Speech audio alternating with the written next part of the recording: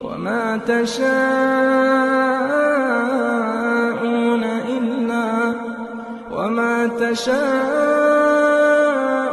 إلا أن يشاء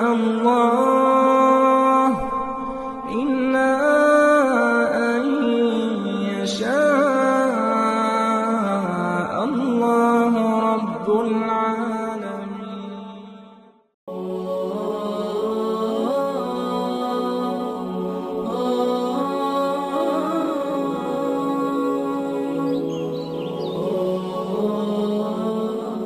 اور تم لوگ کچھ بھی نہیں چاہ سکتے مگر وہی جو اللہ رب العالمین چاہے.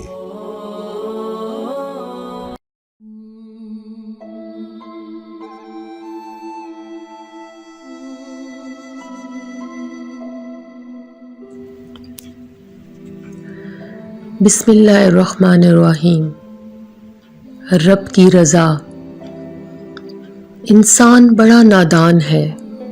کچھ اچھا لگے یا پسند آئے تو بنا سوچے سمجھے کہ اس میں اس کے لیے خیر ہے یا نہیں اسے مانگے چلا جاتا ہے. مگر وہ تو رب ہے، العلیم الحکیم ہے. وہ جانتا ہے کہ اتنی شدت سے اس سے جو مانگا جا رہا ہے وہ اس کے لیے بہتر ہے بھی یا نہیں. اور وہ اللطیف سب سے باریک بین الخبیر ہے جو تمام چھپی حقیقتوں اور حکمتوں سے واقف ہے. مگر انسان اپنی ناسمجھی اور کم فہمی میں اسے پانے کے لیے دعاؤں، منتوں اور مرادوں تک پہنچ جاتا ہے. پھر ایسا نہیں کہ وہ اسے ملتا نہیں، مل جاتا ہے، نواز دیا جاتا ہے. وہ الغفور الرحیم ہے. بھلا اپنے بندے کو تڑپتا دیکھ سکتا ہے یا اس کے پھیلے ہوئے ہاتھ واپس لوٹا سکتا ہے؟ بس یہیں سے بربادی کی ابتدا ہے. رب کی تقسیم پر راضی نہ رہنے والے بڑے خسارے کا سودا کرتے ہیں. اسے نوازے جانے سے پہلے تک انسان جسے دل کا قرار اور چین تصور کرتا ہے وہی بے قراری اور بے سکونی کا سبب بن جاتا ہے. حالانکہ وہ رب فرماتا ہے، اے ابن آدم، ایک تیری چاہت ہے اور ایک میری چاہت ہے. ہوگا وہی جو میری چاہت ہے. پس اگر تو نے سپرد کر دیا خود کو اس کے جو میری چاہت ہے تو میں بخش دوں گا تجھے وہ بھی جو تیری چاہت ہے. اور اگر تو نے نافرمانی کی اس کی جو میری چاہت ہے تو میں تھکا دوں گا تجھے اس میں جو تیری چاہت ہے. اور ہوگا وہی جو میری چاہت ہے.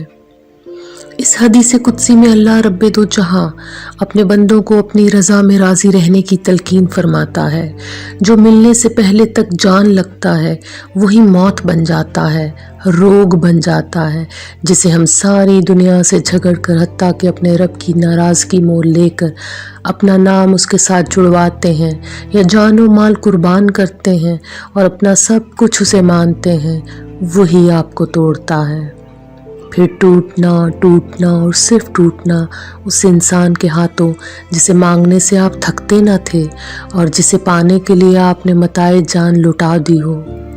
کچھ اس طرح ٹوٹنے والے زندگی سے منہ موڑ لیتے ہیں، کچھ اس توڑنے والے سے بدتر بن جاتے ہیں اور چند ایک اس واحد رب کے طالب ہو جاتے ہیں اور اپنا کشکول اس کے آگے پھیلا کر ہمہ وقت یہ صدا بلند کرتے ہیں، اے رب تجھ سے ہے ایک ہی عرضی، اے رب تجھ سے ہے ایک ہی عرضی، مجھے راضی رکھ اس پہ جو ہے تیری مرضی. جو حقیقت میں پوجے جانے کے لائق ہے، جو چاہے جانے کا اصل حقدار ہے، جو ان دلوں کو سمیٹتا ہے اور پھر سے بناتا ہے جن پر کوئی پیوند کاری کارگر نہیں ہو سکتی. انسان لاکھ کوشش کر لیں، میں یہ کر لوں گا وہ کر لوں گا، مگر بہت ناسمجھ ہے کہ بنانے والے کی منشا سے بے نیاز رہتا ہے، کیونکہ ہونا وہی ہے جو اوپر والے کی مرضی ہے. تمام عمر انسان رب کے حکموں کو توڑ کر اس کی نافرمانیاں کرتا ہی چلا جاتا ہے اور خود کو لا حاصل میں کھپاتا رہتا ہے، یہ جانے بغیر کہ اس کی ساری توانائیاں، جوش، جذبے، سوچیں، سانسیں، دھڑکنیں کسی پر بھی اس کا اختیار نہیں.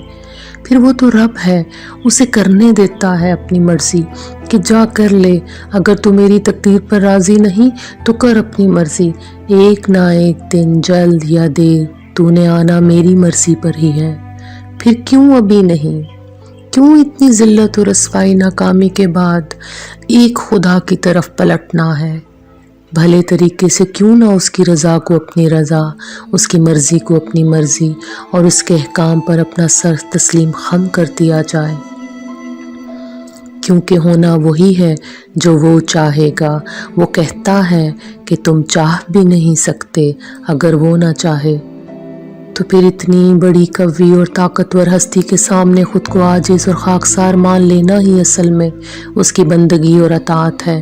مگر افسوس، اس راہ پر انسان اپنی منمانیاں مرضیاں کرنے کے بعد اپنا شکست خوردہ وجود جو ریزہ ریزہ ٹکڑوں میں ہو چکا ہوتا ہے لیے اس کے در پہ آتا ہے، اور وہ ہمیشہ سے مہربان بار بار رحم کرنے والا فوراً اس باغی انسان کو اپنی آغوش رحمت میں سمیٹ لیتا ہے جو کبھی بھی اپنے بندے سے غافل نہیں رہتا۔ اب سوال یہ ہے، کیا کوئی اس محبت کرنے والے سے بڑھ کر انسان کو چاہ سکتا ہے؟ ہرگز نہیں۔ تو پھر اے انسان، تو اپنی چاہت کو اس کی چاہت پر قربان کیوں نہیں کر دیتا، جبکہ یہ حقیقت روز روشن کی طرح تجھ پر عیاں ہو چکی ہے کہ اس کی طرف تجھے آنا ہے ہر حال میں، طوًا یا کرہن۔ اب تیری مرضی کہ تو خوشی سے آئے یا ناخوشی سے۔ جزاک اللہ خیر۔